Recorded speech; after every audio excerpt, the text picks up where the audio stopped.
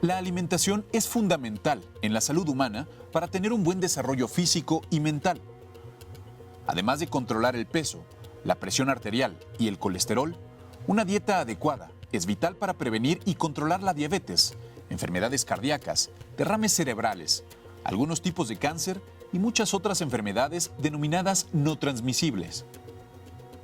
La Organización de las Naciones Unidas para la Alimentación y la Agricultura calcula que para 2030 estas enfermedades representarán casi 3/4 partes de todas las muertes en el planeta.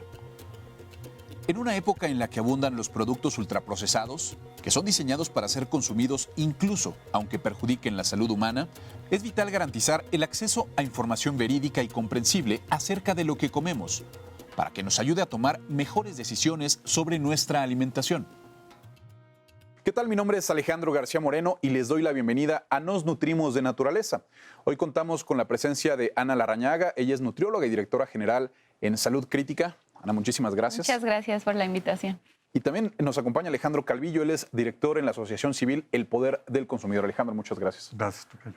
Y bueno, pues hoy vamos a hablar sobre nuestro derecho a alimentarnos de manera saludable y también a la información que tenemos o la que nos hace falta para tomar las mejores decisiones respecto a nuestras dietas.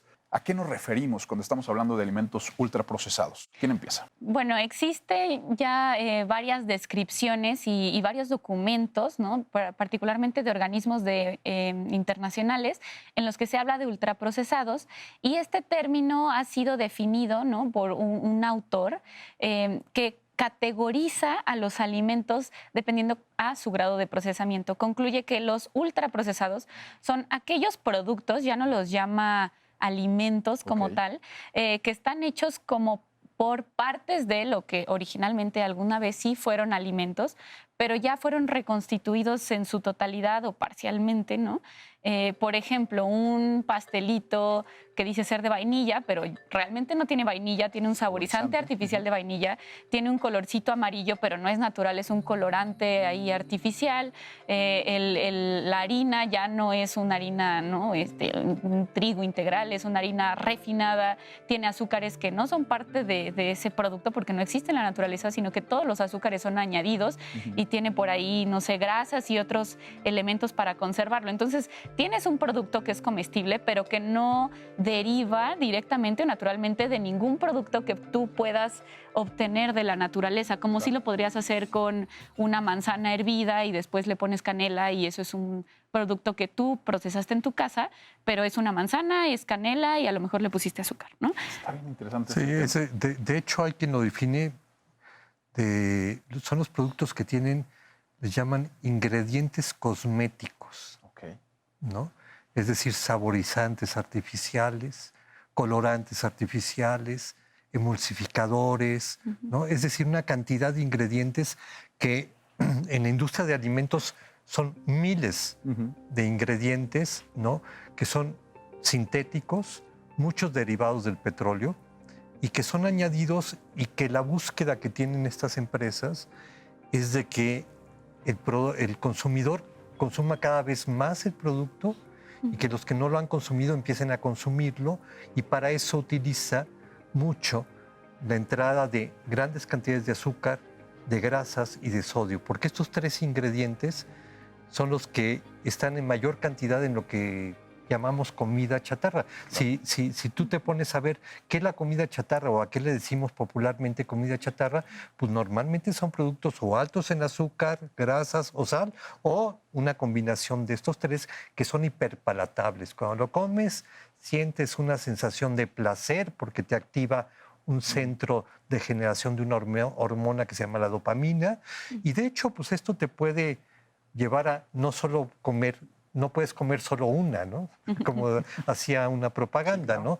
Y pues con las bebidas azucaradas y las de cola, pues es una adicción. En este afán o en este objetivo de buscar pues entrar en el gusto de las personas, ¿qué tipo de aditivos son los que se le ponen a este tipo de productos? Bueno, principalmente se emplean muchos conservadores, porque tenemos que también tener en cuenta que estos productos también están hechos, ¿no?, con una ingeniería para que tengan una vida de anaquel muy larga. no son productos que se vayan a echar a perder rápido en la mayoría de las ocasiones, y se distribuyen en una gran cantidad de lugares, ¿no? Entonces están pensados para que el producto dure muchísimo. Esto incluye no solamente un tipo de conservador, sino una mezcla de muchos conservadores. También, como ya mencionaba Alejandro, en esta parte de productos cosméticos, casi, emplean muchos colorantes.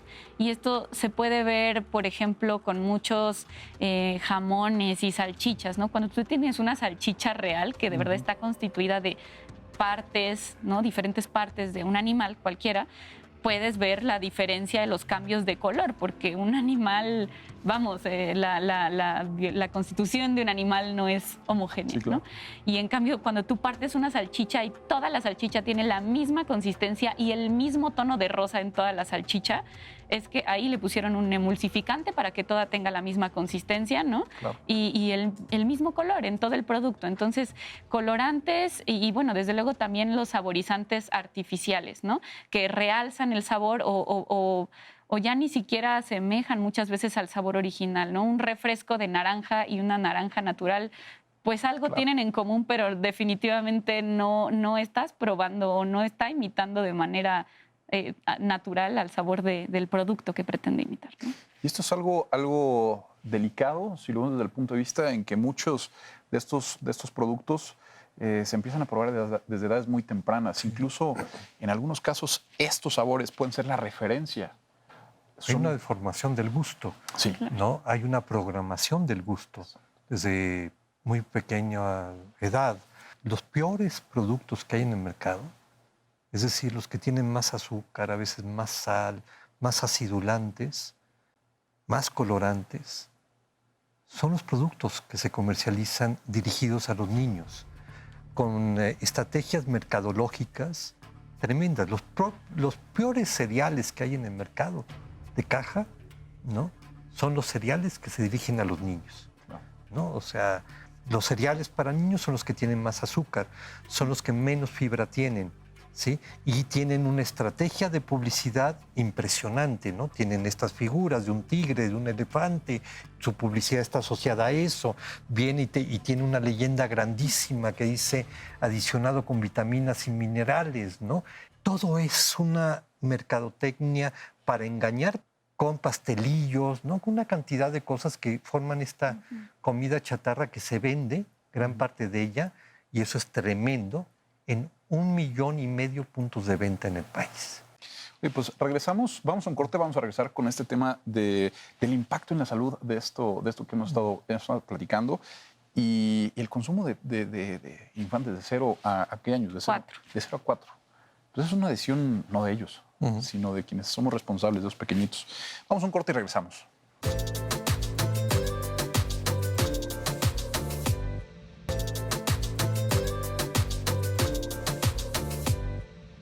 Regresamos a Nos Nutrimos de Naturaleza y bueno, pues estamos hablando de los productos consumibles ultraprocesados, ¿no? Ya hablábamos ahí un poco de las cuestiones, el impacto que tiene a nuestra salud. Alejandro, platícanos un poco más sobre a futuro.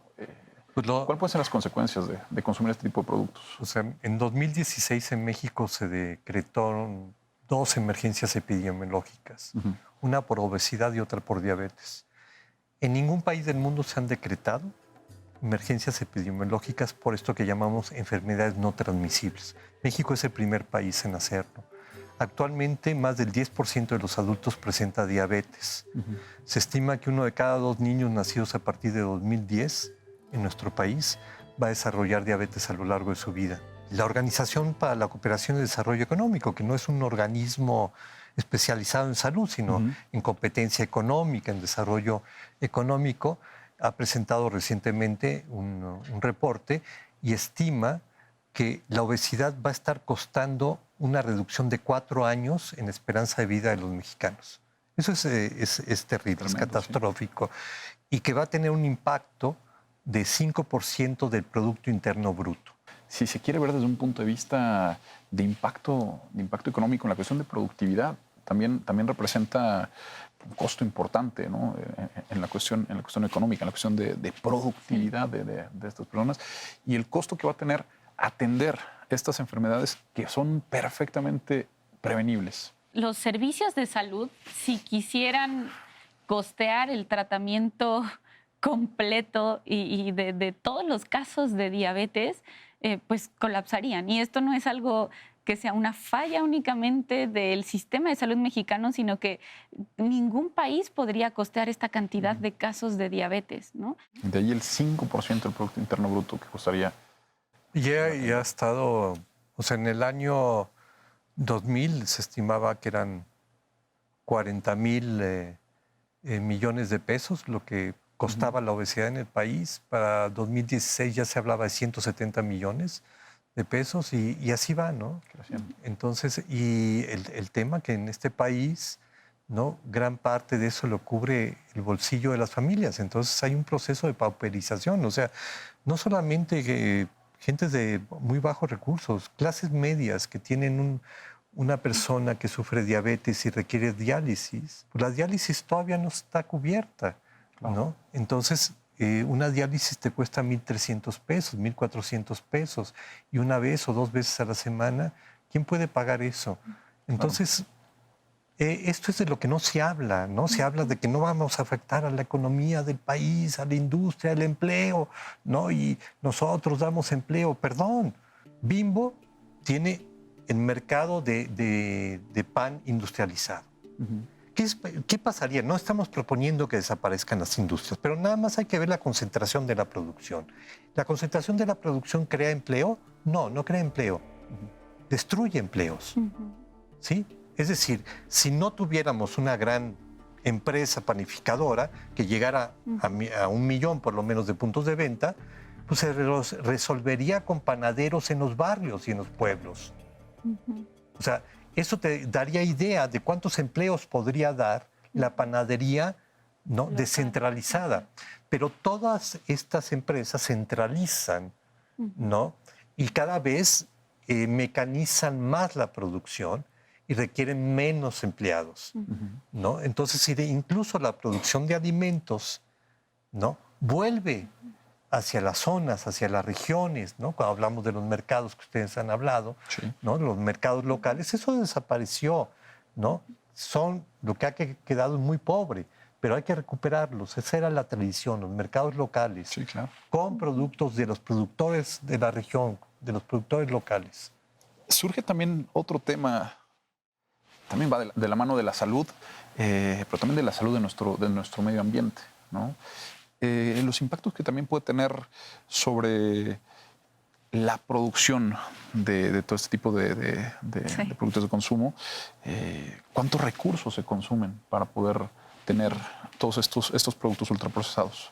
Completamente, este es un tema que no únicamente afecta la salud de los individuos, sino también la salud planetaria, ¿no? Ya existen también reportes, ¿no? de Lancet que hablan de la sindemia global, hablan de que el cambio climático, la desnutrición y la obesidad son 3 epidemias que están muy relacionadas, ¿no? Y que una alimenta a la otra y se va haciendo un ciclo cada vez más grande, ¿no? Entonces, aquí tenemos algo muy, muy claro. La producción de productos ultraprocesados que nos están enfermando es también una producción insostenible para el planeta, para el medio ambiente. ¿Por qué? Porque tú necesitas, para empezar, embalajes, más productos que generalmente son plásticos, que la gran mayoría terminan en los océanos, como ya lo sabemos. De hecho, ya hay reportes que hablan de cuáles son las industrias, ¿no? que más han contaminado los mares, únicamente contando plásticos, no contando otro tipo de desperdicios que sabemos que también se hacen, ¿no? brincándose regulaciones. Las 3 marcas que más contaminan con plástico son Coca-Cola, Nestlé y PepsiCo. ¿Tenemos derecho a estar informados sobre lo que consumimos? ¿Es una obligación de las industrias informarnos? Sí, tenemos derecho definitivamente a acceder a información. Y es importante la palabra acceso en este derecho, ¿no? Porque no es nada más derecho a la información y yo te la doy encriptada y entonces tú te las tienes que ingeniar para descifrar qué es esa información que yo te di, sino que el acceso implica que yo tengo que proveer, yo Estado, ¿no? en este caso, a la población, el derecho de una manera en la que la información de una manera en la que sea entendible.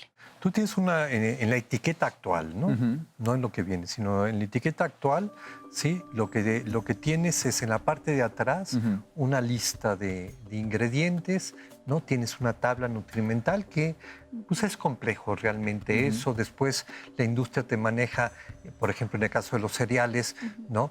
Una porción. Te dicen, esta caja tiene tantas porciones, esta porción es de 30 gramos. Pero la otra te dice que su porción es de 40 gramos. Entonces, ¿cómo comparo yo esta porción de 30 gramos con esta de 40 gramos? Tendría que sacar la computadora, ¿no? O la calculadora o un lápiz y hacer reglas de 3 que nadie, ¿no? A la hora de comprarlo. Entonces, lo que necesitas tú, y se ha recomendado, es etiquetados en el frente del producto muy sencillos. ¿Y qué es lo que se propone en países como el nuestro, que viven estas epidemias de obesidad y diabetes? Es nada más informar, alertar cuando un producto tiene alguno de los 3 componentes principales que han generado estas epidemias, que es azúcar, grasas saturadas, sodio o sal, ¿no? Que te puedan indicar, ¿no? Calorías, ¿no? Que te pueda advertir, este producto es alto, ¿no? Tú ya sabes si lo comes, no se está prohibiendo nada, tiene exceso de estos ingredientes, claro, ¿no? Entonces, esa es una información sencilla, es un paso, no es la solución, ¿no? Pero es un paso importante que como consumidores tengamos esa información. O sea, yo recuerdo, por ejemplo, nosotros nos convertimos en los mayores consumidores de bebidas azucaradas, ¿sí? Bueno, a pesar de que éramos los mayores consumidores de bebidas azucaradas, tú agarrabas y le decías a una persona, a ver, en esta botella, ¿no? En esta botella de 600 mililitros, ¿cuánta azúcar hay? No, pues no sé. A ver, en cucharadas, ¿cuántas crees que hay? No, pues debe de tener 3 o 4 cucharadas, porque me sabe muy dulce. Y cuando le decías, tiene 12 cucharadas. Entonces decía, no, no es cierto. No, tiene 12 cucharadas, ¿sí?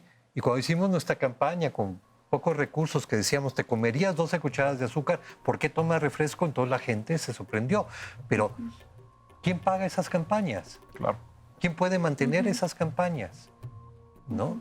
Pues solamente gobiernos que tienen compromisos. Lo han hecho en Nueva York, lo han hecho en Los Ángeles, lo han hecho en algunas ciudades que han enfrentado el tema, ¿no? Pero esa es la información que requerimos. Requerimos saber que ese yogurcito así de chiquitito para el niño, que tiene un aval de una asociación de nutriólogos o de pediatría, ¿no?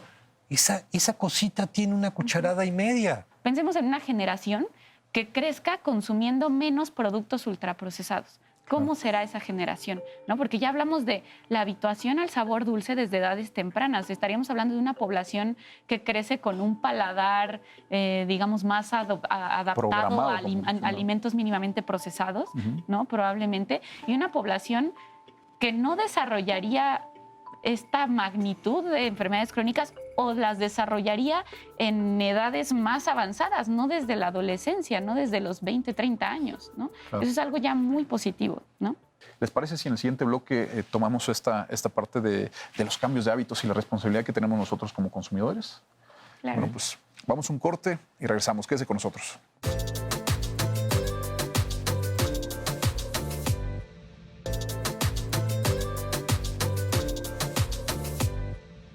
Regresamos a Nos Nutrimos de Naturaleza y bueno, pues ahora estamos hablando sobre ese poder que tenemos todos nosotros cuando estamos eligiendo algún producto que llevamos hasta nuestras casas, hasta nuestras mesas. Pero durante años hemos estado siendo bombardeados mercadológicamente con productos que, pues ya lo mencionábamos, decían que eran nutritivos, saludables. Y un concepto que mencionaste, Alejandro, era la programación del gusto. ¿Qué es esto? Pues bueno, el gusto es un producto cultural en gran medida. Hay una programación del gusto, los edulcorantes, por ejemplo, ¿no? O sea, mi generación, muchos no tomamos edulcorantes cuando éramos niños, jóvenes y ya empezamos a ser adultos, sino llegaron después. A mí no puedo con los edulcorantes, me saben horribles, ¿no? Pero ya los niños chiquitos, como todos productos que están dirigidos a los niños, tienen edulcorantes, pues ya para ellos natural. Es natural, ¿no? Hay todo este tipo de programación y como tú dices, la mercadotecnia es muy, muy poderosa. Entonces se valoriza la porquería y lo que tiene valor nutricional no se le da valor. Y que va acompañado con una pérdida de la cocina. Okay. ¿Sí? O sea, y hay expertos que dicen, si pasa una generación, 2 generaciones, que perdemos la tradición de enseñanza de cómo cocinar, estamos fritos. Y es lo que le ha pasado a Estados Unidos. La gente en Estados Unidos, gran parte de la población no sabe cocinar. En este país todavía, ¿no? Las mujeres principalmente saben cocinar y tenemos de las mejores cocineras del mundo. Sí, claro. Tenemos regiones como Oaxaca, que es una locura las cocineras oaxaqueñas, ¿no? Entonces eso hay que valorarlo, eso hay que darle valor, ¿no? No hay que ir a comer en la comida rápida, hay que que estas mujeres estén cocinando y vamos a comer a donde ellas nos puedan servir. Claro. Ana, estamos hablando de un cambio de hábitos de 25 años. ¿Cómo hacer? ¿Qué se tiene que hacer? ¿Qué tenemos nosotros en nuestras manos para poder pues, regresar a esos hábitos que teníamos o revertir aquellos que están perjudicándonos en todo sentido? Bueno, algo que creo que es muy importante cada vez que hablamos de hábitos es que generalmente se habla de ellos como si fuera algo que pudiera cambiar con una charla, con un folleto que te den en la calle, con no sé, unos párrafos en algún libro de texto, ¿no? Como si los hábitos únicamente dependieran de la educación, ¿no? Y se habla también de educación como si fuera algo muy sencillo, cuando la educación realmente es todo un proceso, el aprendizaje es todo un proceso y no es algo que se hace únicamente mediante algunos mensajes que te lanzan así de la nada, ¿no? Y esto lo menciono porque es uno de los principales argumentos que las industrias de alimentos y bebidas han dicho, no solo en México, en prácticamente todos los países en los que se trata de implementar políticas para mejorar los ambientes, ¿no? Alimentarios, llegan las industrias a decir, no, es que es un tema de educación para mejorar los hábitos. Y estamos de acuerdo en que la educación para mejorar los hábitos es importante, pero también es importante reconocer que esta educación para mejorar los hábitos no es únicamente, ¿no?, palabra o escrito, sino que también tiene que ir acompañado de el entorno que permite que esa educación o ese nuevo conocimiento se lleve a cabo. Y habíamos puesto un ejemplo perfecto, ¿no? El agua en las escuelas. Tú en un libro de texto o en una clase le hablas a los niños sobre la importancia de que beban agua y los niños salen y no hay agua para beber, ¿no? Entonces, desde luego que la educación, la transmisión de conocimientos para cambiar hábitos es fundamental, pero también se convierte en un fundamental una realidad social, cultural, en la que ese conocimiento se pueda llevar a cabo, ¿no? Entonces, tenemos que seguir trabajando para modificar los entornos obesogénicos, los entornos que nos están alimentando.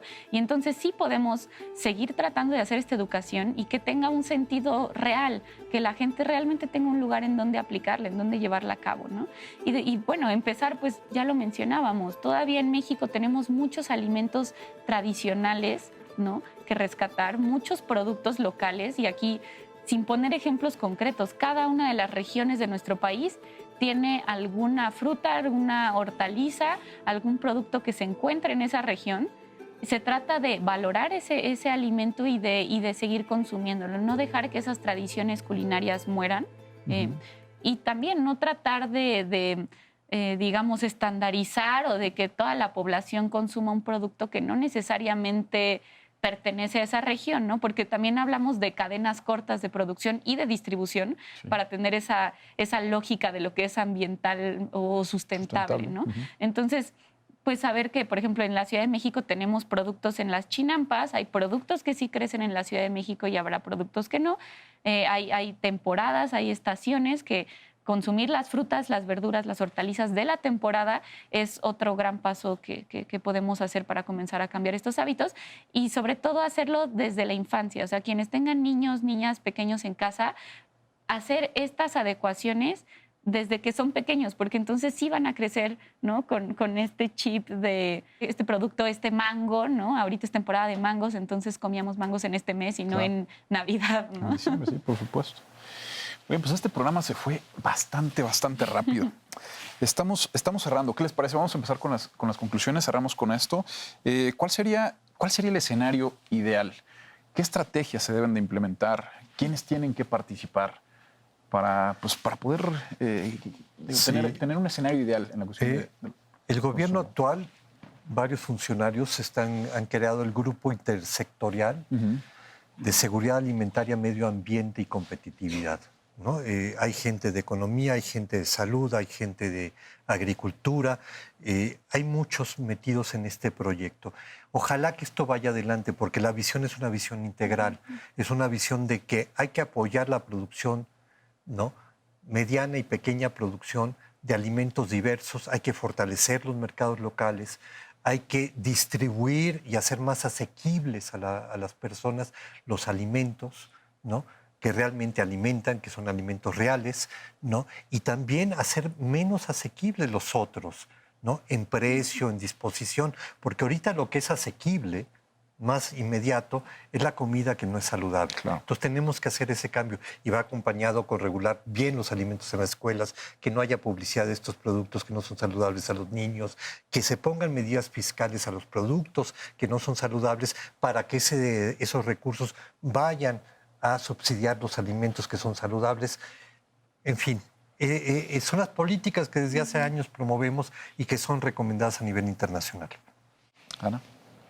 Pues definitivamente no se trata de una sola estrategia que vaya a poder alcanzar, ¿no? Todo lo que se tiene que tocar. Entonces, a todo lo que ya mencionó Alejandro, yo únicamente agregaría fomentar y proteger la lactancia materna, que ya hablamos de la modulación del sabor, ¿no? Los niños que toman leche materna tienen mayor probabilidad a gustar de más sabores que no son únicamente azúcares, ¿no?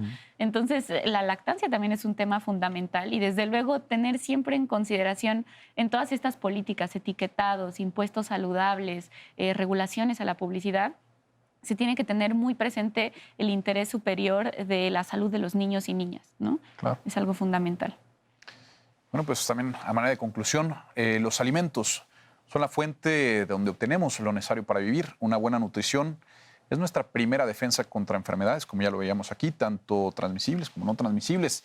Por ello es indispensable saber qué es lo que estamos consumiendo, de qué manera beneficia o perjudica a nuestro cuerpo y también a nuestro medio ambiente. Alejandro, Ana, les agradezco mucho esta charla. Y pues sean bienvenidos. No, y gracias a Conavio, ¿no? Porque por la labor supuesto de Conavio en este país es fundamental. Por supuesto. Muchísimas gracias. Esto fue Nos Nutrimos de Naturaleza.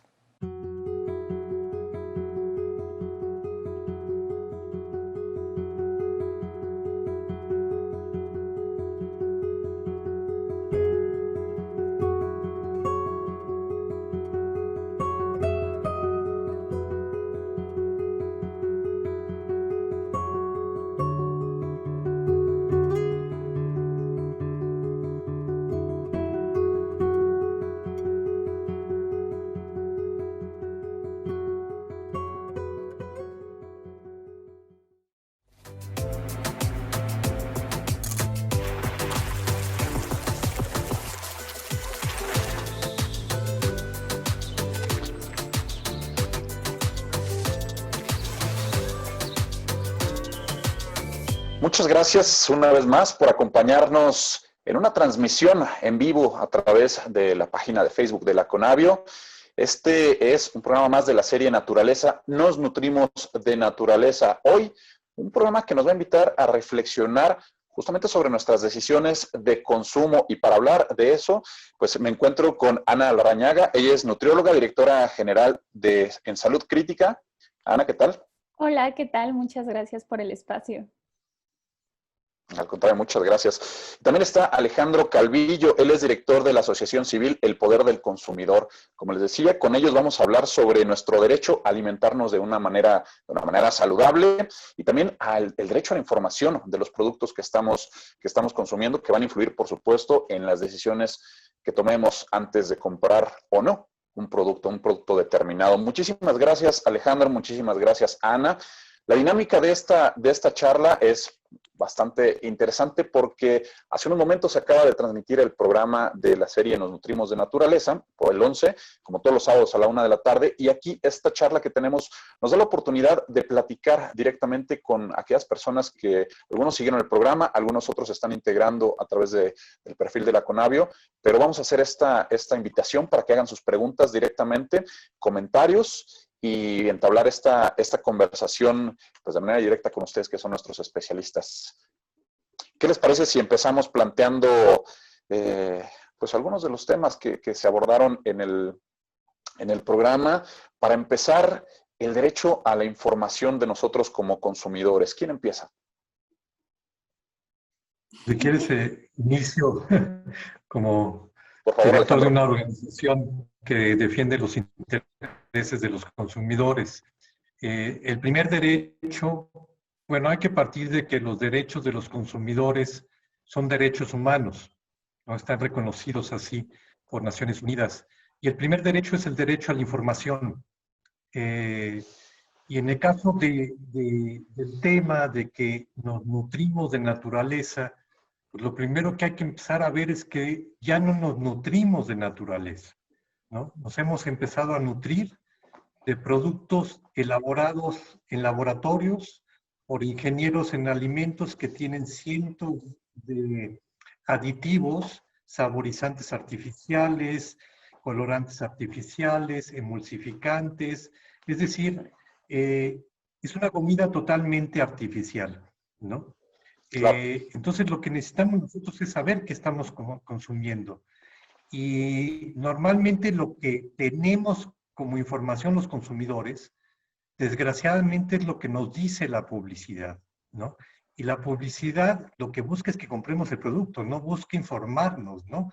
Lo que trata la Sí. publicidad es de ser persuasiva, inducirnos a consumir un producto. Entonces, en este sentido, ¿no? También los propios etiquetados que tenemos en los productos hasta este momento son etiquetados que no son entendibles por la población, que no nos advierten de riesgos que pueden tener los alimentos.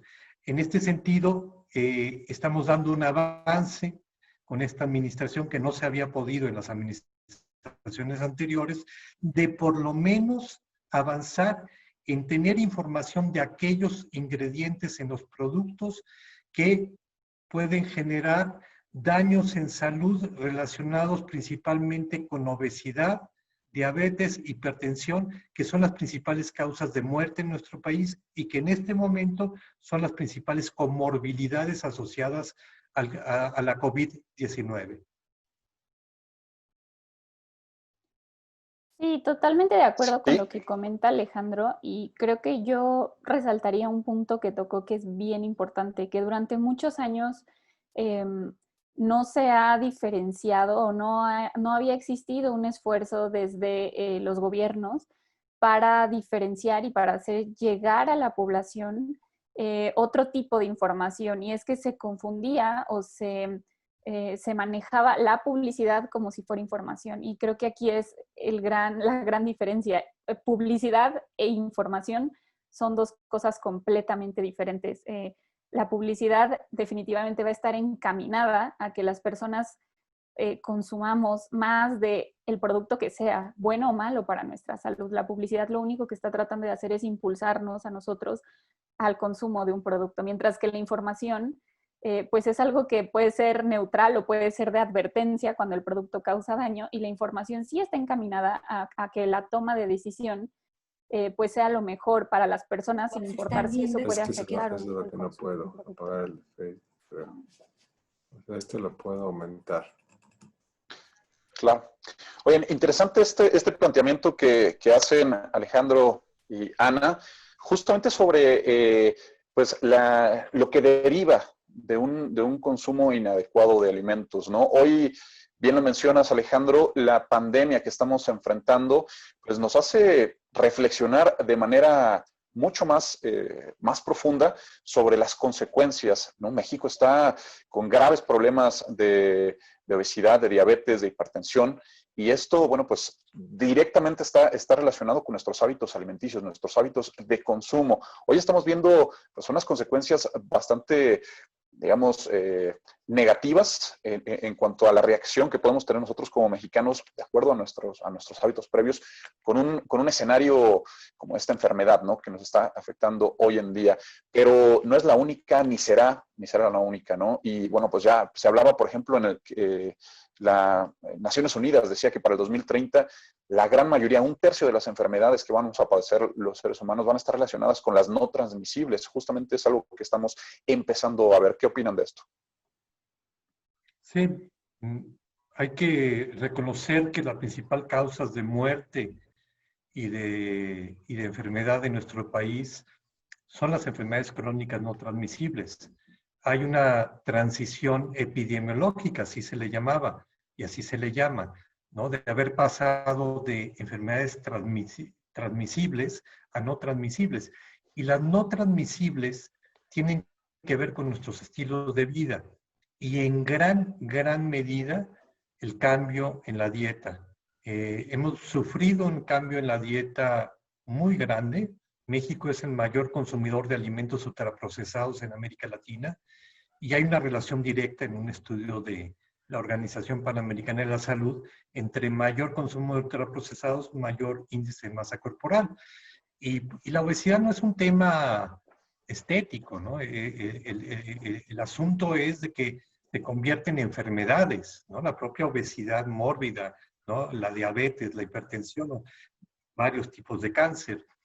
Y es este cambio, ¿no? Totalmente, y que nosotros veníamos advirtiendo desde hace años, junto con Ana y otros, los investigadores del Instituto Nacional de Salud Pública, del Instituto Nacional de la Nutrición. O sea, nosotros ya estábamos alarmados de que en México mueran más de 40,000 personas por el consumo de bebidas azucaradas, ¿no? Pero obviamente detrás del virus no hay ningún interés económico, ¿no? Está destruyendo todo. Pero detrás de estas bebidas azucaradas hay intereses económicos y la comida chatarra y todo esto. Entonces, alzar la voz para decir, pongamos atención, decíamos, imagínense ustedes que cada noche, ¿no? Hubiera un reporte de la Secretaría de Salud de cuántas personas mueren al día por el consumo de bebidas azucaradas, comida chatarra, tabaco, alcohol, por estas epidemias de obesidad y diabetes, ¿sí? Que son más de 200,000 personas. Entonces, cuando hay intereses económicos, de hecho, se les llama los determinantes comerciales, se les dice de la salud, ¿no? Yo diría determinantes comerciales de la enfermedad. Y son estas empresas que producen estos productos que buscan vender más porque buscan que sean adictivos, ¿sí? Las que sacan el beneficio, pero los costos se transfieren a la sociedad, al Estado, ¿no? En sus finanzas, a las finanzas de las familias que si tienen alguna persona con diabetes, pues o requieren diálisis, es un desastre, ¿no? Hay un proceso de pauperización de las familias cuando tienen que enfrentar estas enfermedades. Sí, y Ana. creo que también vemos cómo la respuesta que han dado estas industrias, particularmente la industria refresquera, ¿no? Como ante estos señalamientos del daño que causan sus productos, pues sigue siendo muy simplista, ¿no? Ellos siguen argumentando que sus bebidas solo aportan X cantidad de calorías por día y sigue siendo este discurso centrado en las calorías como si el organismo humano fuera tan sencillo como las calorías que entran y las calorías que gastan y fuéramos una maquinita así muy sencillita que solamente hace sumas y restas de energía y así funcionáramos. Y no es así. Las calorías son una unidad de medida que puede estar midiendo calorías que provienen de un nutrimento que daña tu salud por la naturaleza, por ejemplo, las grasas trans, que no se ha reportado que tengan absolutamente ningún beneficio, o los azúcares añadidos, ¿no? Que definitivamente también causan daño cardiovascular, incrementan el riesgo de diabetes, de resistencia a la insulina, tienen una capacidad para entrar al torrente sanguíneo de manera casi inmediata por el tamaño de las partículas de los azúcares añadidos.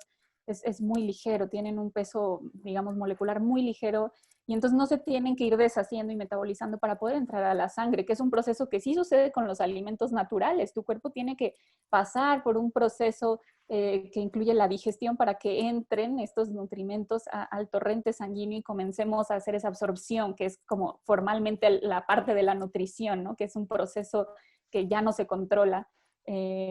Pero vamos, seguir centrando este discurso en que hicimos una reducción de calorías en este producto, pues realmente seguir pensando que reducir las calorías de un producto chatarra, de un producto ultraprocesado, va a significar una mejora en la salud de la población, pues es seguir caminando por el mismo callejón sin salida y con un poquito menos de calorías, pero del mismo producto que es igualmente dañino, ¿no? Claro. Empiezan a surgir las preguntas y los comentarios de la gente que nos está siguiendo a través de esta transmisión en vivo. Y empezamos a plantearles las preguntas. Una de ellas nos pregunta por aquí, ¿cuál es una de las alternativas más recomendables para la demanda alimentaria y de manera más sana? ¿Qué recomiendan ustedes para tener pues, esta alimentación sana? Ana. Pues sí, la verdad es que lo que a mí me gusta siempre recalcar es que no existe como tal una dieta así mágica, universal, que le vaya a funcionar a todos, pero lo que sí coinciden todas las guías alimentarias de todo el mundo, aquellas recomendaciones de nutrición que están libres de conflictos de interés, es que una dieta menos procesada es lo más recomendable y lo más saludable para nuestro organismo. ¿Y por qué digo que no existe una recomendación? O sea, ¿por qué no quiero enlistar como ciertas frutas o ciertas verduras?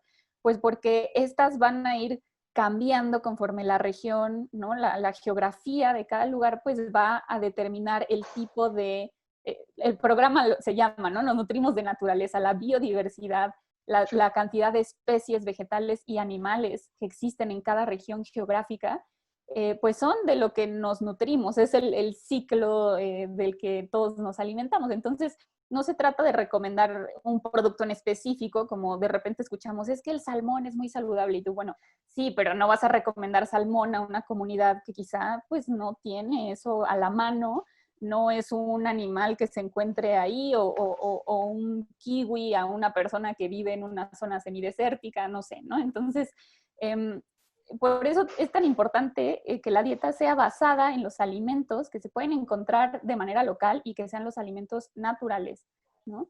Esta es una recomendación pues muy a grandes rasgos, pero que se ha visto que funciona y que es la manera en la que pues el mundo se había alimentado durante siglos y siglos hasta la llegada de los ultraprocesados.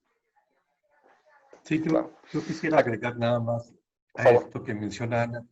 Y el título del programa de Nos nutrimos de naturaleza es que la alimentación se fue generando en una relación con el entorno, ¿no? Por las diferentes culturas, una relación milenaria, ¿no? Incluso, digo, la región en la que nos encontramos, este país, México, es uno de los centros de origen de algunos de los alimentos más importantes. Hay una gran diversidad de alimentos. Se dice, Conavio tiene mucha información al respecto. Por ejemplo, que el maíz que tenemos actualmente pues fue el desarrollo desde el teocintle, que es muy pequeñito, ¿no? Con unos cuantos granos, al maíz que conocemos ahora, pues fue 9,000 años de agricultura, ¿no? De campesinos que fueron, ¿no? Desarrollando, seleccionando semillas, combinándolas, y tenemos maíces que se dan a gran altura, maíces que se dan a nivel del mar, maíces que se dan en zonas más secas, más húmedas,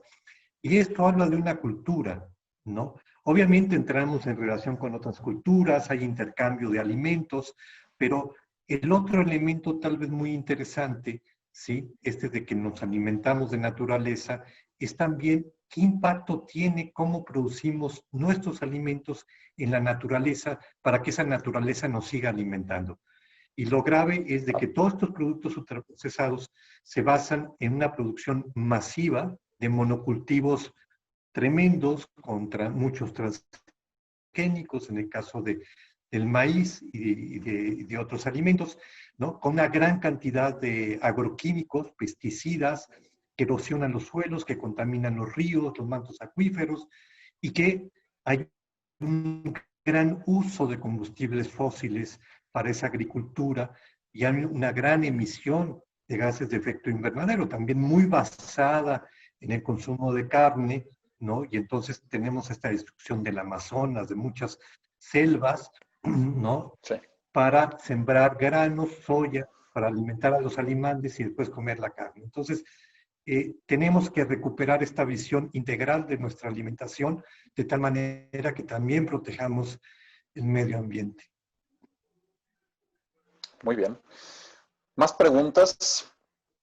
Preguntan aquí, ¿hay una normativa del máximo de contenido de azúcar, de sodio, de grasas en los alimentos procesados? Como tal, que se prohíba agregar estos pues, nutrimentos críticos, no. Lo que existe, bueno, pues sí es un acuerdo, por ejemplo, de los aditivos que se pueden agregar, que regula COFEPRIS, y pues ese acuerdo se basa más en que estos aditivos no sean prácticamente tóxicos para el organismo, se basan más como en el inmediato, ¿no? Porque pues el consumo constante, ¿no? Y en altas cantidades, pues sí se ha visto que tiene sus efectos negativos, que es justamente el consumo de estos productos ultraprocesados. Y lo que pues comenzaremos a ver muy, muy, muy pronto, a partir del 1 de octubre, ya se espera que los productos empaquetados tengan el nuevo etiquetado frontal, pues es que adviertan cuando tienen exceso de sodio, exceso de azúcares, ¿no? Que pues realmente esto no es una prohibición o no es una regulación sobre que el productor pueda agregar estos ingredientes, pero ya es una alerta para el consumidor, y la verdad es que esto es un avance enorme, enorme para uno de los países con mayores tasas de obesidad y de enfermedades no transmisibles. Y yo tal vez Alejandro. a añadir que hay recomendaciones de la Organización Mundial de la Salud para un máximo de consumo de azúcar, ¿no? En un día para un adulto, de sodio, de grasas. Y en ese sentido es muy ejemplar lo que está pasando con el etiquetado. El etiquetado que está ahorita que está en todos los productos ultraprocesados, es un etiquetado que diseñó la industria y que el máximo diario que ponen ahí serían el equivalente a 90 gramos de azúcar, que si lo pasamos a cucharadas cafeteras, que es lo que todos nosotros entendemos, porque es lo que le ponemos y le ponemos al café o al té, todo el mundo lo entiende, ¿no? Pues serían como 18 cucharadas cafeteras, ¿sí? Pues la Organización Mundial de la Salud dice que no deben de ser 10 el máximo tolerable. Y ideal, ¿no? No deberíamos de consumir más de 5 cucharadas cafeteras de azúcar en todo Claro. un día. Bueno, el etiquetado que tenemos, que vino de la administración anterior, es un etiquetado que pone 18 cucharadas, cuando el ideal son 5 cucharadas. Entonces, pues esto también, ahorita que las noticias del día de ayer, de estos últimos días, sobre la corrupción que empieza a explotar en este país, ¿no? Pues habría que revisar cómo las autoridades pusieron ese etiquetado, ¿no? Con esos criterios, porque es un nivel de corrupción enorme. Corrupción, no sé, no solamente entendido como dinero que se da para lograr algo, sino corrupción como algo que se corrompe, que se pudre, ¿no? Y en este sentido, la autoridad en este país no ha protegido ese derecho a la información de los consumidores. Muy bien. Bueno, a propósito justamente del etiquetado y de la publicidad en los productos de consumo, ustedes han sido, pues, literal, o sea, quienes han estado en esta batalla constante durante mucho, mucho tiempo. Ya, como bien lo menciona Ana, ya a partir de octubre, bueno, ya estaremos viendo estas señalizaciones en los productos, si son altos en azúcar, en sodio, en grasas. Pero, ¿cómo empezar a cambiar estas mentalidades? Recuerdo en generaciones, mi generación todavía creció con estas etiquetas frontales de, no sé, de grandes dibujos animados que te decían que comieras ese alimento porque era nutritivo, era sano, tenía vitaminas, minerales, hierro y era lo mejor, ¿no? Toda una generación crece con este tipo de publicidades. Tal vez estos quienes crecimos con ello ahora somos padres, ¿no? Y estamos, pues, enfrentándonos a este cambio, ¿no? Que va a venir en los productos, y también es un cambio tanto de mentalidad como de hábitos. Platíquenos, ¿qué es lo que se espera? ¿Qué se viene? ¿Cómo empezar a hacer esta conciencia en las personas, justamente para poder tener una alimentación más responsable? Eh, pues yo creo que, y es muy interesante que menciones esto, ¿no? De que muchas personas crecimos viendo personajes en los empaques, y hace poquito estaba leyendo una publicación de una universidad en España, ¿no? Y ellos hablan del empaque como elemento de marketing, ¿no? O sea, es una universidad que imparte clases de mercadotecnia, y en el documento hablan muy claramente sobre cómo tú si lo que quieres hacer es publicidad, tu estándar de oro es generar un vínculo emocional con tu consumidor. Y eso es lo que le permite a las marcas el personaje, que los consumidores no estamos adquiriendo unas galletas o no estamos adquiriendo un refresco o no estamos adquiriendo unas papitas, estamos consumiendo definitivamente lo negativo que nos deja ese producto, pero podemos generar con mucha facilidad vínculos emocionales con los personajes, y más si estos se nos presentan desde niños, ¿no? Y creo que esto también es una barrera para que nosotros podamos recibir un mensaje sobre el impacto negativo que ese producto podría tener en nuestra salud. ¿Por qué? Porque tienes un gusto personal que te ocasionó el personaje, ¿no? Y entonces creo que es muy interesante porque podríamos comenzar a ver generaciones de niños y niñas que van a comenzar a crecer y a interactuar con los alimentos en una manera completamente diferente a la que hicimos generaciones anteriores, ¿no? Y es muy chistoso porque yo hace poquito le estaba platicando a una amiga que yo me acuerdo cuando iba en la primaria me compraron unos panditas de estas gomitas y no sé, estaba cruzando la calle y se me cayó mi bolsa de panditas y pasó un coche y los atropelló y yo me puse a llorar porque yo sentía muy feo como si hubieran atropellado a los panditas, o sea, no me dolían las gomitas, yo estaba destrozada de que un coche hubiera atropellado a los monitos esos, ¿no? Y entonces es eso, o sea, yo me acuerdo que ese resto del día yo lloraba y decía, es que los panditas es el vínculo emocional, ¿no? Y eso, qué impresionante. Ojalá que no volvamos a ver generaciones que generen este vínculo con un pedazo de plástico que además contiene chatarra, ¿no? Por Dios. Claro. Sí, Alejandro, ¿tú qué opinas? Muy grande porque si uno piensa en los derechos de la infancia, ¿no? La publicidad, lo dice la Organización Mundial de la Salud en el primer documento importante que hace para generar a nivel mundial lineamientos para una política de combate a la obesidad, lo hace en 2004. Y dice la Organización Mundial de la Salud que la publicidad, dice, se aprovecha de la credulidad e inexperiencia de los niños. Hay países que prohíben todo tipo de publicidad dirigida a niños, ¿sí? O sea, la publicidad no debería dirigirse a niños, no solamente la de alimentos, ningún tipo de publicidad, porque es más fácil manipularlos, ¿no? Es aprovecharse de su credulidad e inexperiencia, nosotros decimos, es, ¿no? Aprovecharse de su vulnerabilidad, ¿no? Y entonces esto no debe ser permitido y menos en un país que tenemos de los mayores consumos de comida chatarra y de los mayores niveles de sobrepeso y obesidad infantil en el mundo, ¿no? Y o sea, 99% de los productos que traen estos personajes, ¿sí? Son productos que no son recomendables.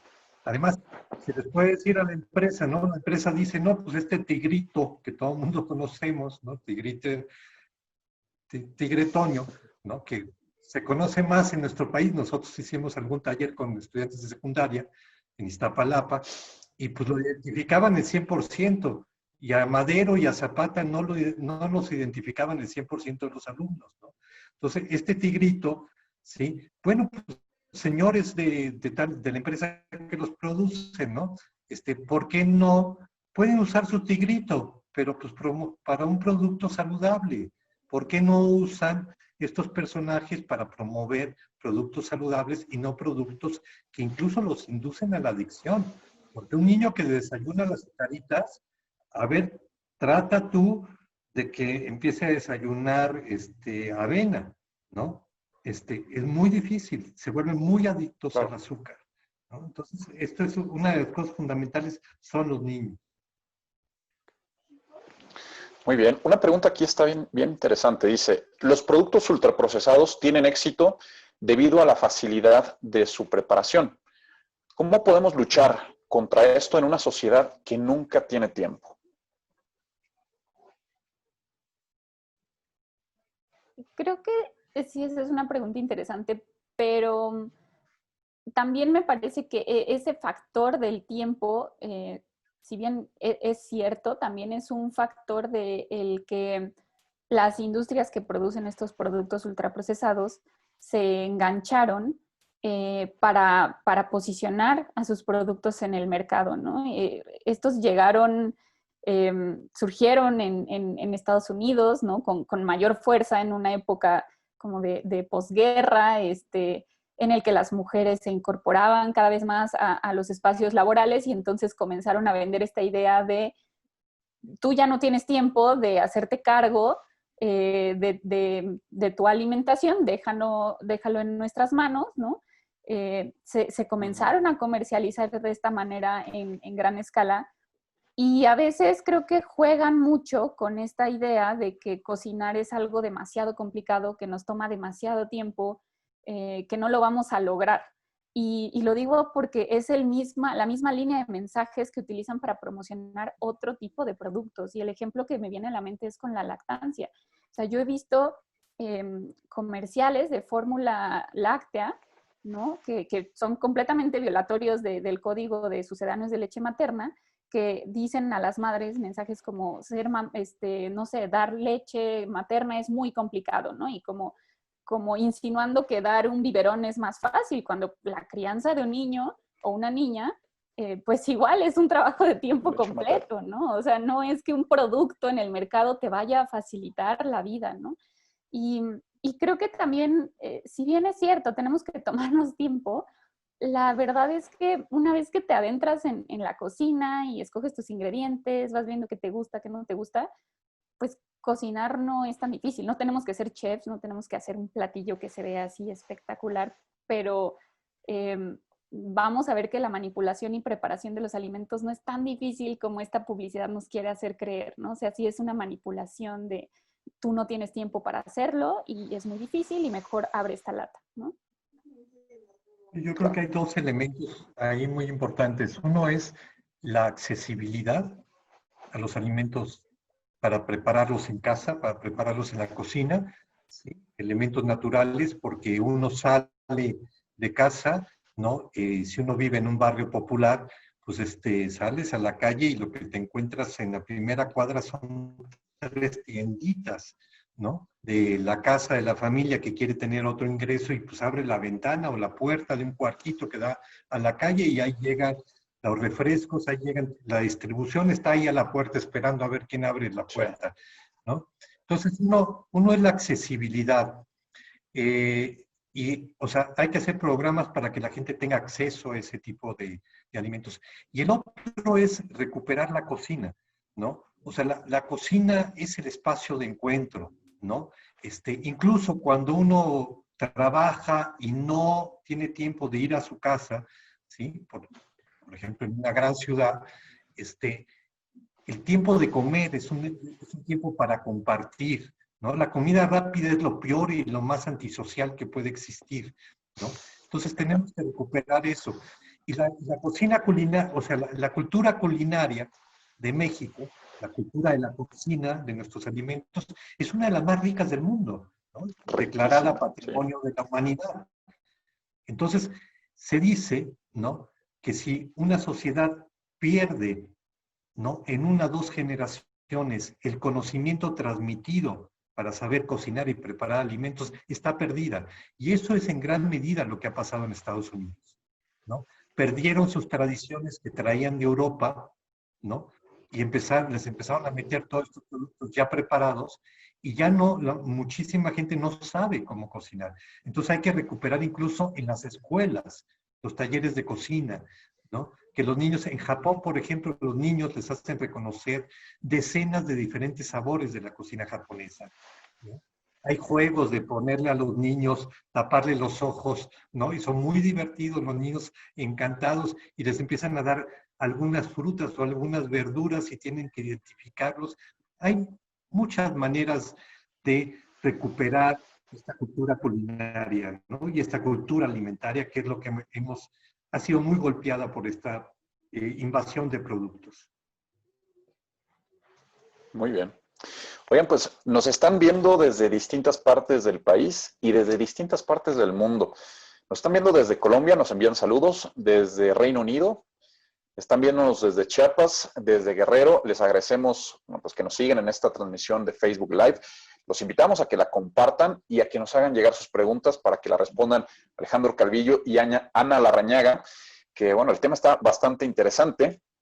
Nos dicen aquí una pregunta. ¿Qué nos pueden decir sobre los productos en México que ahora están sustituyendo el azúcar por el jarabe de maíz? ¿Qué va a pasar con esto? Los dos, Ana y yo hacemos unas caras como Así doy una de, introducción y que hable Por Ana favor. de la parte incidental. El jarabe de maíz de alta fructosa, ¿no? Es un producto de los altísimos subsidios en Estados Unidos a la producción de maíz.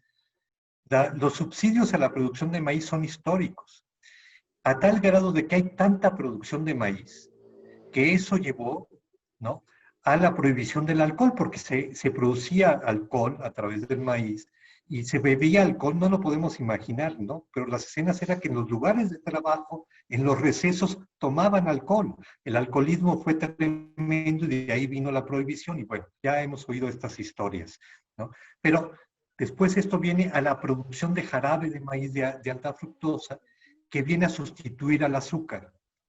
Con los subsidios es muy barato y es más barato que el azúcar. Y entonces empezamos a importar a México, productor de azúcar de caña, empezaron principalmente las refresqueras a importar jarabe de maíz de alta fructosa y a sustituir el azúcar de caña, ¿no? Entonces esto empezó a invadir en los Estados Unidos y después en todos lados, ¿no?, a toda la comida chatarra, ¿sí? Entonces las salsas de tomate, los aderezos, las mayonesas, o sea, en todos, tú entras a un supermercado, ¿no?, y empiezas a ver todos los pasillos donde hay azúcar en productos que la gente no tiene idea que hay azúcar, Claro. y es principalmente jarabe de maíz. Creo que Ana puede hablar de los daños que esto puede generar. Ana, por favor. Sí, totalmente. Pues una vez que, como menciona Alejandro, este jarabe de maíz de alta fructosa comenzó a utilizarse ampliamente en todo este mercado de productos ultraprocesados, pues se comenzaron a documentar los daños que causaban en la salud. Y definitivamente existe el daño que ya hemos mencionado una y otra vez, que va desde daño como para hipertensión y otro tipo de enfermedades cardíacas, ¿no? ¿Por qué? Porque tiene una facilidad, como ya había mencionado, de entrar de manera muy rápida al torrente sanguíneo. Eso también eleva niveles de glucosa. Pero también se ha documentado algo interesante, que es enfermedades hepáticas no asociadas al consumo de alcohol, que era como tradicionalmente pues, se conocía. Entonces, derivado de esto, pues sí, también hemos visto estos intentos de la industria de negar que el jarabe de maíz de alta fructosa ocasione daños en la salud en México. Después de que se implementó el impuesto especial a las bebidas azucaradas, una agrupación de la industria que no daba cara como tal, como la industria, sino que se hacían pasar por una asociación científica llamada ILSI, incluso estuvieron aquí en México y dieron una conferencia en la que el expositor decía que el jarabe de maíz de alta fructosa no se debería llamar de alta fructosa, sino media fructosa, porque no elevaba tanto la sangre, ¿no? Era como, pues sí le eleva, pero no tanto como podría elevarse con otro producto. Era ciencia comprada por las refresqueras y existe evidencia pues libre de estos intereses que sí documentan muy, muy bien el daño y pues se utiliza muchísimo, principalmente, bueno, en todo tipo de productos, pero la podemos ver mucho en bebidas azucaradas. Claro. Oye, Alejandro, recuerdo cuando estábamos en el programa que platicábamos sobre la programación de la palatabilidad. ¿Recuerdas esto? Cómo ahora, bueno, pues los productos que estamos consumiendo tienen este dulzor, este sabor que, bueno, pues hace muchos años no estaba presente, que de pronto te llega a generar, pues, a lo mejor que lo busques cada vez más, o lo manejabas incluso como la adicción, o como incluso equiparable con el consumo el consumo de drogas. Y aquí nos preguntan justo eso.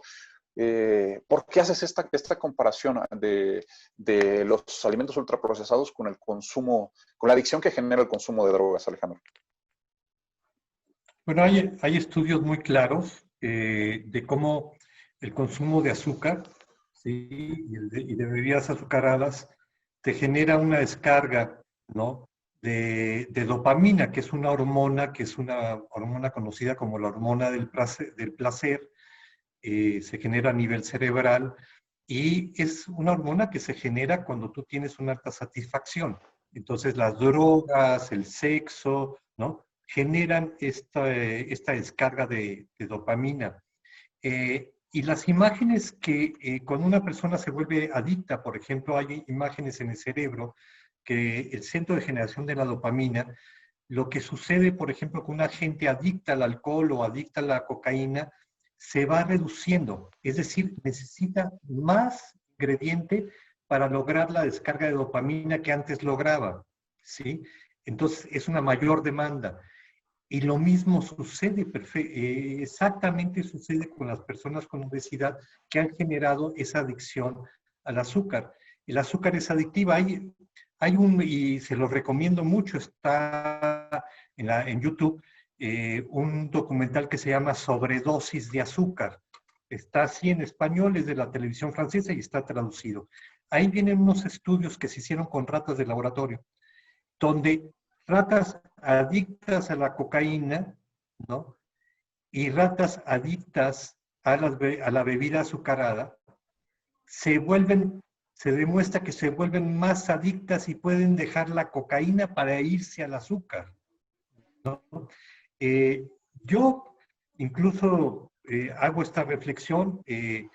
Nosotros que hemos documentado bastantes casos de diabetes en este país, gente con amputación, pérdida de la vista o que requieren diálisis, casi siempre son o habían sido consumidores empedernidos de bebidas azucaradas y principalmente de Coca-Cola, ¿no? Es lo que encontramos, ¿sí? La Coca-Cola tiene mucho azúcar, tiene también cafeína y tiene una fórmula secreta que no sabemos qué tiene, ¿no? Pero lo que platican ellos y que también hemos visto en grupos focales con personas que consumen muchas bebidas azucaradas, son niveles claros de adicción. Es decir, que se tienen que levantar y en la mañana tomar la bebida. Gente que tiene diabetes y dice, no la puedo dejar, pero entonces la tengo ahí y le doy unos traguitos a lo largo del día. ¿No? Clarísimamente hay una adicción, ¿no? Y bueno, eso hay cada vez más evidencia. Ok. Bueno, pues más saludos. Nos saludan desde Oaxaca, desde Guadalajara, desde Ensenada. Y a propósito del consumo de azúcar, hay preguntas en distintos sentidos, las voy a englobar en una sola. Preguntan acá el uso de los edulcorantes, ¿son recomendables? En especial preguntan sobre la stevia. ¿Qué pasa con la stevia? Y también nos preguntan, ¿cuáles son las formas de consumir azúcar? ¿Cuáles son las más recomendables? ¿Miel procesada, miel de agave, algunas otras que recomiendan ustedes como alternativas? Bueno, voy a empezar por esta última que comentas, porque sí es importante hacer una diferencia entre los azúcares que existen de manera natural, por ejemplo, en las frutas, que son conocidos también como azúcares intrínsecos, y los azúcares añadidos. Entonces, bueno, con las frutas, por ejemplo, la Organización Mundial de la Salud no hace ningún llamamiento a que se disminuyan, al contrario. Se sabe que en muchos países, y en esto se incluye México, no alcanzan la recomendación mínima, ¿no? de consumo de frutas por día, ¿no? Entonces tenemos campañas de que come 5 frutas y verduras por día y muchos mexicanos y mexicanas no llegamos ni siquiera a esas 5 porciones de fruta y de verdura. Pero es importante hacer esta diferencia porque a veces se maneja como si todo fuera lo mismo. Ahora, con las frutas sí es importante decir que la recomendación es que se consuma la fruta entera y no que la hagamos un jugo, porque pues en un jugo quizá estamos consumiendo, no sé, de 6 a 7 naranjas en un solo vaso y le estamos quitando toda la fibra, que es algo muy importante para regular esta velocidad con la que el azúcar va a entrar a nuestra sangre. Pero si nosotros consumimos azúcar de las frutas, no estamos poniendo a nuestro organismo en riesgo de desarrollar enfermedades. Eso es algo importante de mencionar, a diferencia del consumo de otros azúcares. Ahora, no no hay una recomendación de la Organización Mundial de la Salud de qué tipo de azúcar se deba consumir. O sea, no, de hecho, no hay una recomendación de ingesta de azúcar.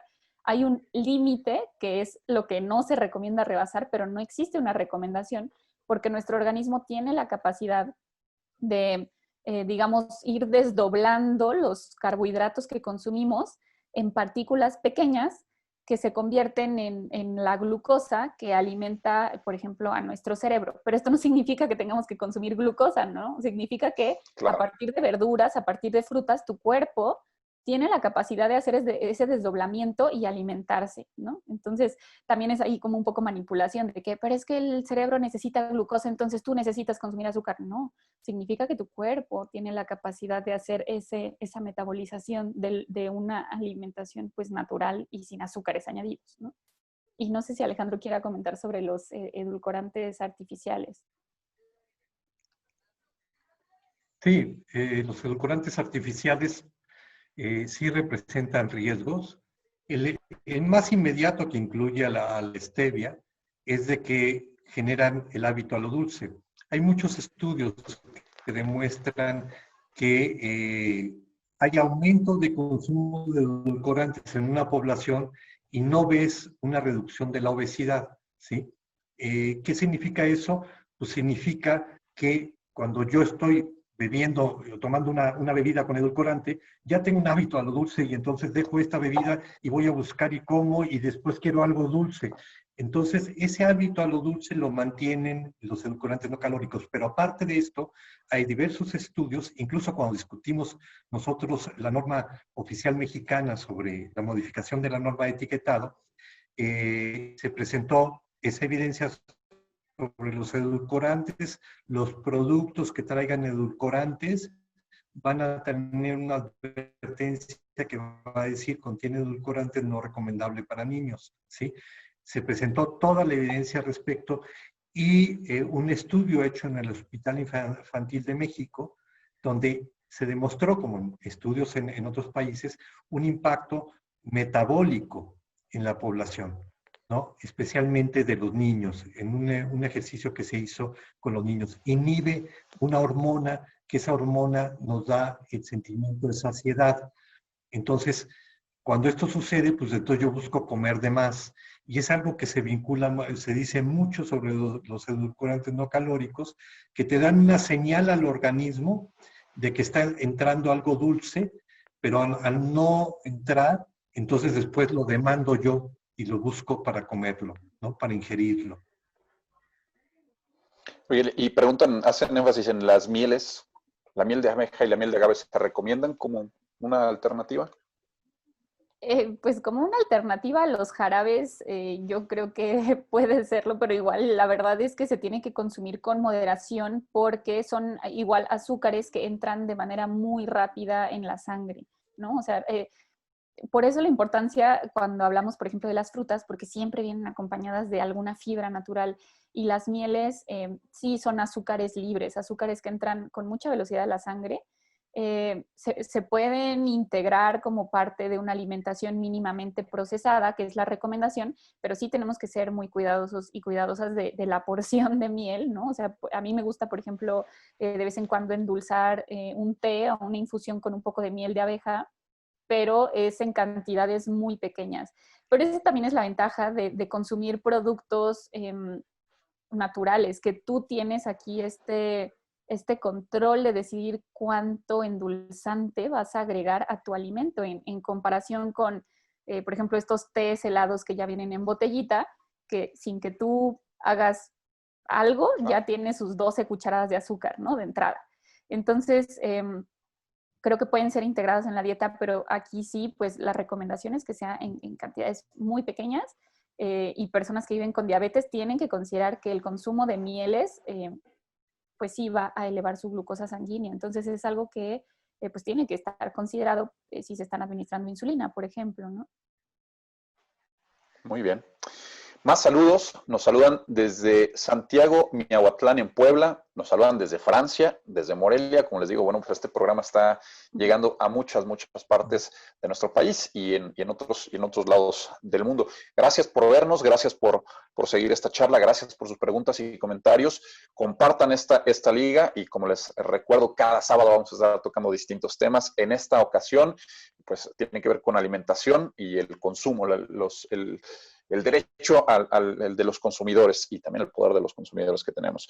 Preguntan, hacen un comentario bien interesante, dice, felicitan a los ponentes, les hacen llegar pues unos saludos, dice que hay muchos comentarios que denotan una conciencia y una preocupación y bueno, pues esto también nos da mucho gusto porque es el reflejo de que estos mensajes están llegando a las personas. Y como les digo, los comentarios son variados. Hay mucho interés en saber qué es lo que estamos pues, consumiendo, qué es lo que a lo mejor ignoramos que estamos llevándonos a nuestro organismo a través de los productos que estamos comprando. Y preguntan, hacían una pregunta sobre el piloncillo, pero creo que tiene que ver, es la misma respuesta que yo, me parece que lo de las mieles, ¿no? Si el piloncillo era más recomendable o no. Ana, nada más brevemente de esto. Yo creo que es una buena opción para endulzar, porque puedes poner una porción pequeña de piloncillo, no sé, en el café y ya le da como un sabor dulcecito sin endulzarlo demasiado, pero pues igual, o sea, consumirlo con esa moderación y teniendo en cuenta que sí tiene esa capacidad de elevar la glucosa, particularmente atención a las personas que viven con diabetes, porque a veces pues se puede pensar que no va a haber una consecuencia, ¿no? Pero creo que con moderación también puede entrar como parte de una alimentación pues adecuada, ¿no? Muy bien. Una pregunta para Alejandro. Dicen que Alejandro nos comparta algo, por favor, acerca del rol que ha jugado el lobbying de las empresas, productoras y distribuidoras en el avance de la legislación y de los etiquetados claros y transparentes. ¿Cómo ha sido este proceso, Alejandro? Lo que hemos enfrentado desde hace ya casi 13 años que estamos trabajando en este tema es una oposición muy bien orquestada, muy bien financiada, y cuando digo estas palabras estoy citando nada menos que a la exdirectora de la Organización Mundial de la Salud, a la doctora Margaret Chan, que ella misma dijo que impulsar las políticas que ellos estaban recomendando para enfrentar la epidemia de obesidad, pues se enfrenta estos muy poderosos intereses, muy bien organizados y muy bien financiados. Y incluso ella decía, esto no lo tenían las otras enfermedades, las transmisibles, ¿no? O sea, decía, los mosquitos no tenían los cabilderos y el poder económico que tienen estas grandes corporaciones. Y como tú dices, pues son las refresqueras, las embotelladoras, ¿no? Las chatarreras, ¿no?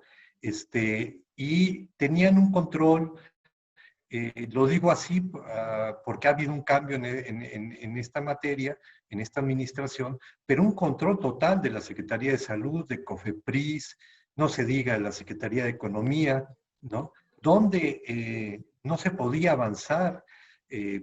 Vimos en 2010, hace ya 10 años, la lucha para que se sacara la comida chatarra de las escuelas. Pues desde 2010 tenemos lineamientos y esos lineamientos no se aplican. Y no se aplican, ¿por qué? Porque hay un gran poder de estas empresas. Pensamos que esto va a cambiar ahora, pero el poder, y hay muchos análisis, compran científicos, compran y crean instituciones como el IRSI que comentaba Ana, ¿no? International Life Science Institute, que aparecía internacionalmente como un organismo científico independiente, pues pagado por las refresqueras, por las chatarreras, ¿no? Y pues pagan, dan dinero para campañas políticas, sueltan dinero. Ahorita que hay este escándalo, pues yo creo que en México sobre que viene del lado de Petróleos Mexicanos, las campañas políticas, la reforma energética, habría que investigar realmente dentro del sector salud por qué no se hicieron las políticas que se recomendaban, por qué no se atendieron las recomendaciones de la Organización Mundial de la Salud. Entonces, el gran obstáculo, y lo decimos no nosotros, lo dijo la directora de la OMS, y lo han dicho muchas revistas científicas en sus editoriales, de las más importantes del mundo, son las grandes corporaciones que tienen un poder económico ahora mucho mayor a gran parte de las naciones de este planeta. Claro. Bueno, una pregunta que tiene que ver ahora con las guías de alimentos y justamente con el etiquetado, un tema que hemos hablado hace algunos momentos. Dice, las GDAs, las guías de los alimentos diarios, consideran porciones y ahora la declaración complementaria se realiza para todos los productos en 100 gramos. ¿Esto va a facilitar la interpretación de los consumidores? ¿Qué opinan de esto? Sí, de hecho, esta es una recomendación que desde el sexenio anterior había hecho la Organización Panamericana de la Salud a las autoridades sanitarias, particularmente, por ejemplo, a COFEPRIS. Y esta comparación, esta declaración en 100 gramos más bien, la utilidad que tiene para los consumidores es la facilidad de comparar entre un producto y otro. Entonces, no sé, supongamos, tú tienes agarrados 2 productos y quieres ver, bueno, de estos, no sé, imaginemos que son 2 marcas diferentes de galletas. Incluso siendo la misma categoría de producto, ¿no? Estas son galletas con chispitas y estas son galletas de fresa. Se declaraban diferentes tamaños de porción. Entonces uno decía porción 30 gramos y el otro porción 68 gramos. Y entonces el consumidor pues tiene que hacer todavía más reglas de 3 para comparar, bueno, y esto cuánto es, ¿no? O sea, ¿qué significa? Porque dependiendo del tamaño de la porción era que declaraban las calorías, las grasas, los azúcares, ¿no? Entonces era Era muy confuso. complicado, era muy complicado comparar entre productos, sí. Incluso cuando se trataba te digo, de la misma como clasificación de productos. La facilidad que tiene esto es que ahora tú puedes agarrar cualquier producto y poder ver en la misma, en 100 gramos, ¿no? Cuánto tiene de estos nutrimentos. Y sí es una recomendación que se adoptó de la Organización Panamericana de la Salud. Entonces tiene pues ahí un sustento científico, un sustento técnico y pues que tiene el único interés de beneficiar la toma de decisión en los consumidores, ¿no? Y que a la industria se le ofreció también que pudiera poner aparte de manera obligada los 100 gramos o 100 mililitros, se perfectamente puede poner al lado, como lo hacen en varios países, la información por porción, ¿no? Hay por lo que yo interpreto, y a lo mejor Ana lo puede confirmar, y hay la intención del gobierno de estandarizar las porciones. Es decir, si vas a meter un cereal, bueno, vamos a ver, por ejemplo, muchos cereales venían las porciones en 30 gramos. Cereales entre comillas, ¿no? Estos que vienen de caja, ¿no? Llenos de azúcar y de colorantes. Entonces, si uno ve lo que un niño se sirve, ¿no? Pues no son 30 gramos, son 50 gramos, 60 gramos, ¿sí? Entonces, hay la intención por parte del gobierno de llegar a una estándar más real, es decir, revisando más claramente cuánto es lo que normalmente la gente consume de una porción. Yo me acuerdo que la Coca-Cola de 600 mililitros, ¿no? Cuando empezamos nosotros, tú veías la información y venía la información por 200 mililitros, como si tú te tomaras hoy, domingo, ¿no? Hoy sábado, 200 mililitros, mañana domingo, 200 mililitros y el lunes otros 200 mililitros. Claro. O sea, el tema de las porciones han hecho lo que ellos quieren, ¿no? Sí, totalmente de acuerdo. O sea, aquí creo que el tamaño de las porciones se tendría que definir pues en algo más realista de cuánto es lo que está en el paquetito, si es individual, ¿no? Y que, como dice Alejandro, te ponían una porción que si tú no te dabas cuenta, porque también está en letras chiquitas, ahí como medio escondido, pues piensas que la información nutrimental que estás leyendo es de toda tu botellita de refresco, de toda tu lata, y dentro de esa lata hay 3 porciones, ¿no? Entonces era algo pues, bastante engañoso. Ese era justamente uno de los principales temas, ¿no? Que como consumidor tú te guiabas en esta guía, si acaso leías la etiqueta y pensabas que lo que estabas consumiendo era por el total del paquetito que te estabas llevando y en realidad, bueno, no. Como decían, eran porciones variadas, desde 30 gramos, 60 gramos y bueno, pues estabas consumiendo 3, 4 o 5 porciones de lo que te estabas a lo mejor imaginando que comías o que comprabas. Nos están saludando desde León, Guanajuato. aquí en la Ciudad de México, en la ciudad de Toluca también están mandándonos muchos saludos desde Texas nos están viendo, les agradecemos mucho que sigan esta transmisión. Hemos hablado muchísimo del azúcar, del consumo de azúcar, pero aquí preguntan, ¿qué onda con la sal? ¿Qué pasa con los productos que son altos en sales? Bueno, lo que también han demostrado varios estudios es que, contrario a lo que se piensa, bueno, en los últimos años, porque tradicionalmente, pues el consumo de sodio, de sal, pues era pensado que es lo que tú le agregas con tu salero al platillo que tienes enfrente. Pero después de la llegada y el dominio de estos productos en el mercado, pues se empezó a identificar que el mayor consumo de sodio, de sales, provenía pues, de los ultraprocesados, ¿no? Y, por ejemplo, se encuentran mucho en estos productos que ya están como listos para preparar, o sea, como una sopa de sobre, una lata, no sé, de alguna sopa como instantánea, en estos cubitos de consomé. Todos estos son productos muy, muy altos en sodio. En otros productos también se emplean como conservadores, pero a unas cantidades realmente excesivas. Y pues realmente no existe esta regulación a cuánto sodio le podrían estar poniendo. Entonces creo que también es algo muy, muy positivo que ahora tengamos esta etiqueta, ¿no? Muy bien. Hacen más preguntas y aquí piden una recomendación sobre qué es mejor consumir, la carne de pollo o de borrego. A ver, ¿qué nos puede decir, Ana, también?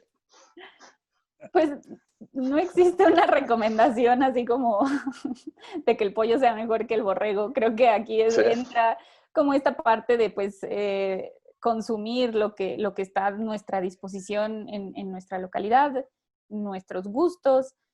Quizás si estamos haciendo un esfuerzo por hacer un consumo que deje una menor huella de carbono y de agua, pues siempre preferir como animales más pequeños, por lo general pues tienen menores emisiones, entonces por ese sentido yo me iría quizá por el pollo, pero nutricionalmente los dos son una fuente de proteínas, pues sí. Muy bien.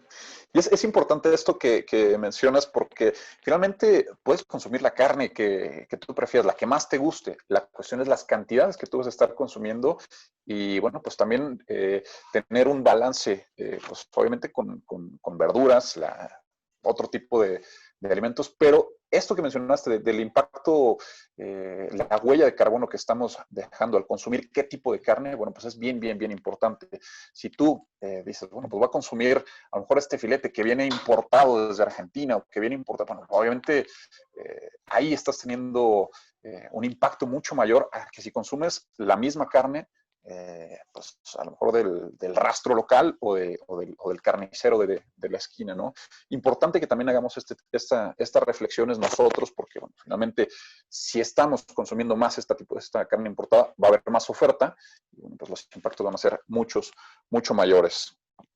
Más saludos desde Baja California, nos están saludando desde Guerrero Negro, desde Tamaulipas y preguntan, Alejandro, que si puedes repetir por favor el documental que habías comentado que estaba en francés y también, además del documental, ellos piden por favor si puedes hacer la recomendación de estos estudios en los que se basa el documental. Sí, el documental está traducido al español. Es un documental de la televisión francesa que se llama Sobredosis de azúcar. Y ahí es donde vienen las referencias a estudios. Es un documental que aborda, por ejemplo, el caso de cómo la industria, las grandes empresas, Nestlé, Unilever y demás empresas, se opusieron a un etiquetado de advertencia como el que vamos a tener en México. En 2010, en el Parlamento Europeo y el Observatorio de Corporaciones de Europa, que es un organismo muy serio, estimó que habían invertido 1.000 millones de euros, ¿no? O sea, el dato es tremendo, 1.000 millones de euros para cabildear y evitar el etiquetado de advertencia en Europa. Entonces, habría que imaginar en México, ¿no? ¿cuánto estaban dispuestos a invertir para haber dejado en 2014 el etiquetado que ya habían introducido, ¿no? Muy bien. Bien, pues estamos ya prácticamente en el último cierre de esta conversación. Vamos a hacer un par de preguntas, después nos vamos con sus conclusiones. Antes, más saludos, nos saludan desde Ixtenco, Tlaxcala, Morelia, Michoacán, desde Actopan, Hidalgo, desde Jalisco. En Actopan aquí hacen un comentario bien interesante, dicen, pueblo con sabor, corredor biológico y cultural del territorio. Tienen una frase ahí en Actopan Hidalgo que me parece fenomenal y que tiene que ver justamente con apropiarse de esta cultura de consumir lo local, lo tradicional. Y por ahí, si ustedes van a una feria que hacen de consumo de alimentos, de insectos, dicen, camine, corre o vuela, todo va para la cazuela, ¿no? Es una apropiación del pueblo para poder tener viva esta tradición de la preparación de alimentos y que de verdad con unos aportes nutricionales tremendos, mucho mejor que los ultraprocesados, comer insectos. Preguntan, además de los etiquetados, ¿qué otras políticas públicas se requieren en nuestro país para enfrentar esta epidemia por obesidad que estamos teniendo?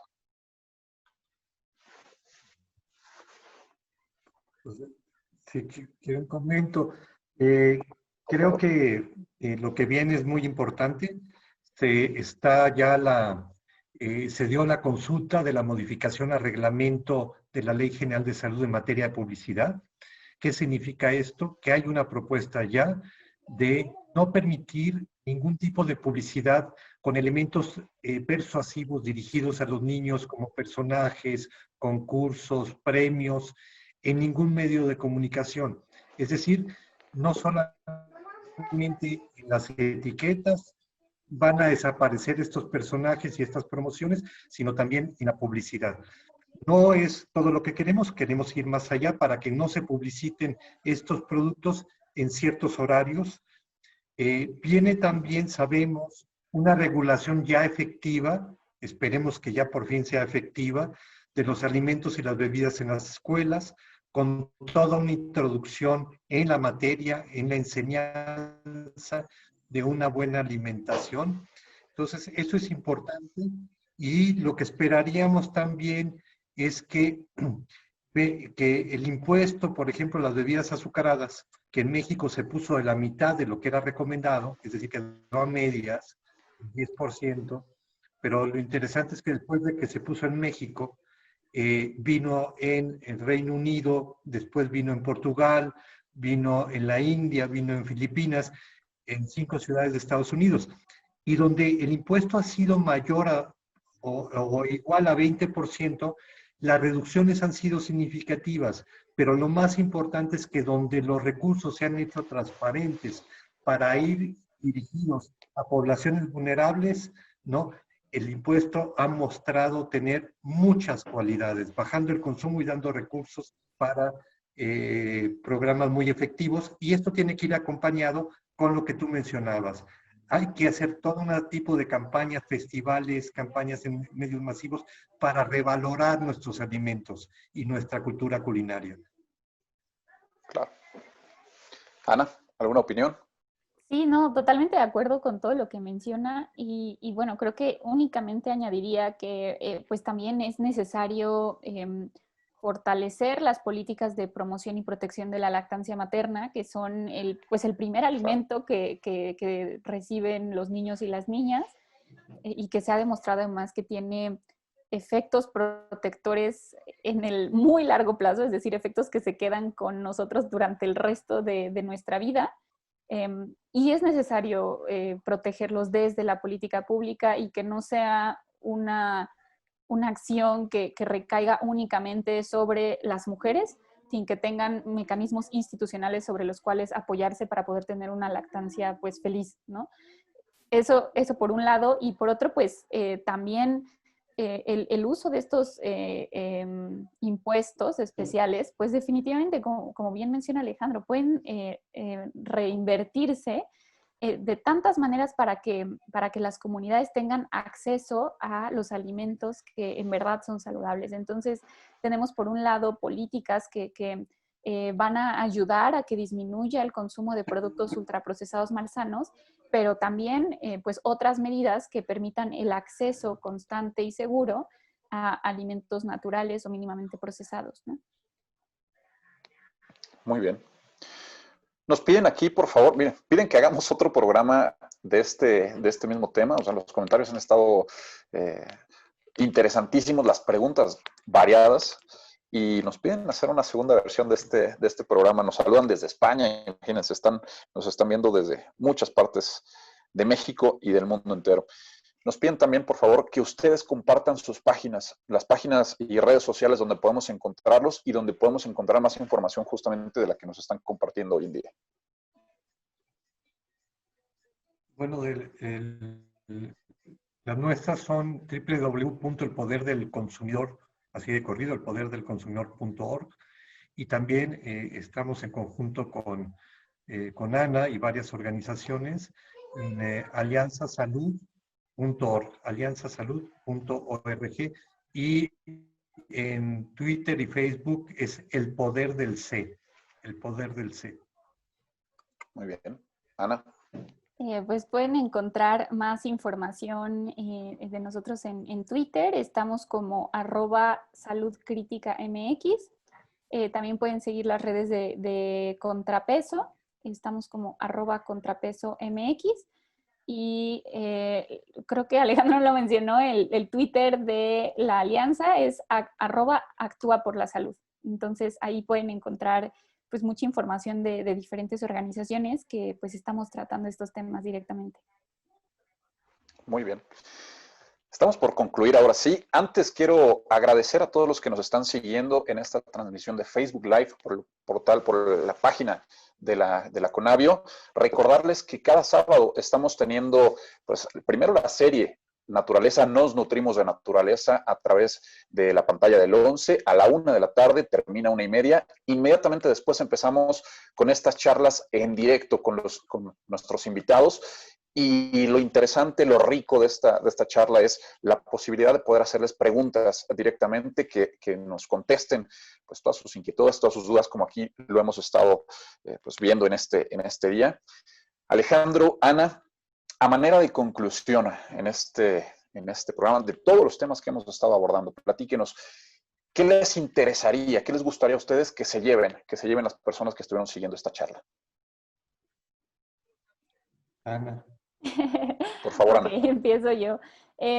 Pues creo que para mí lo más importante que quisiera que todas y todos se lleven el día de hoy, por un lado, que le pierdan un poco este miedo a la cocina, que la cocina es para todas y para todos, que no tenemos que pensar que elegir y preparar nuestros ingredientes es una barrera y va a ser difícil y nos va a salir mal.